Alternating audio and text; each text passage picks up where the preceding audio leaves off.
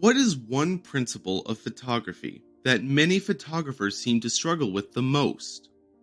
Is it finding the right subject? Finding the right amount of color? Or is it finding the right settings to make the photo pop? After being a photographer for a few years now and watching others get into the world of photography, I am confident in saying that the hardest subject is using blur effectively. Hello and welcome. I'm your host, Jeremiah Hosteller, and welcome to Infinite Journeys.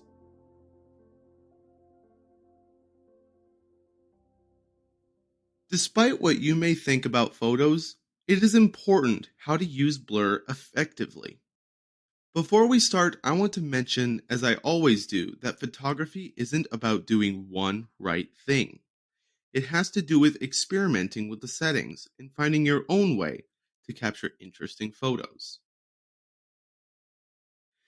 Now, blur can take many forms in photography: focus blur, depth of field blur, and motion blur.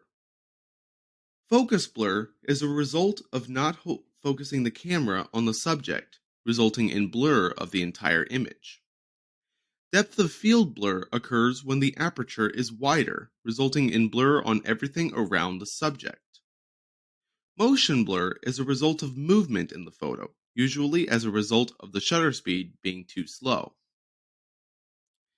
Now, the interesting thing about motion blur is that some motion blur actually can make the photo pop. For example, if you had a very slow shutter speed looking at a highway, you can actually capture the light trails of cars passing by. Another good example is in astrophotography, where if your shutter speed is really slow, you could pick up the trails of the stars. Some people like that look, some people doesn't. It just depends on your mood. Depth of field blur can be used to make the subject of a photo really stand out. Depth of field will blur certain parts of the image, creating an effect where the subject is in focus and other parts of the image are not. This is probably the most common type of blur used by photographers. Now, focus blur, on the other hand, is a little complicated. Most photographers, me included, like to have a subject in focus, as this is the most common way to make photos. However, that doesn't mean there isn't a way to intentionally use focus blur to create a striking photo. Next time you're looking at a radiant sunset, try intentionally using a lot of blur. You may be surprised at what will happen. As I'm sure I've made clear, there are times when blur is good. In fact, many, if not the vast majority of photos, use blur in one way or another. But what about blurring out some things in our lives? Think of your life as a flower that you want to photograph. Does the background look interesting enough to be in focus? Furthermore, what exactly are you putting in focus?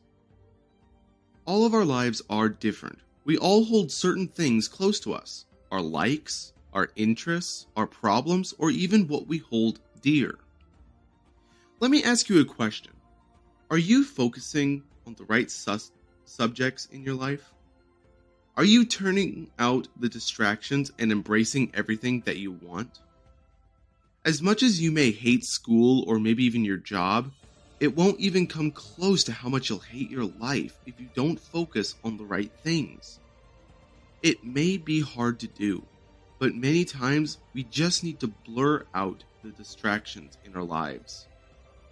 Understand that I'm not telling you to get rid of something as much as don't make it your primary thing you see.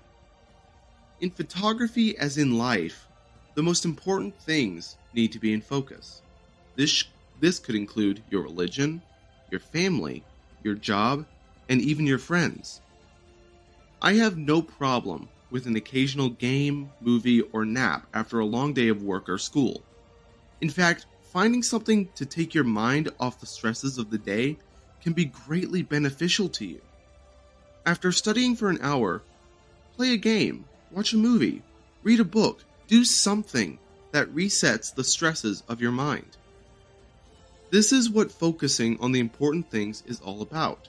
It's not about tuning out everything that's not important to your life and leaving yourself with only a few things, but it's about balance. Even the background of a photo, whether it's blurry or not, still brings something beautiful to the picture. Have fun and keep in mind the most important things in life. You just listened to Infinite Journeys. I'm your host, Jeremiah Hostetler. Feel free to leave suggestions of what you think I should talk about in my next episode. Until then, have a wonderful week.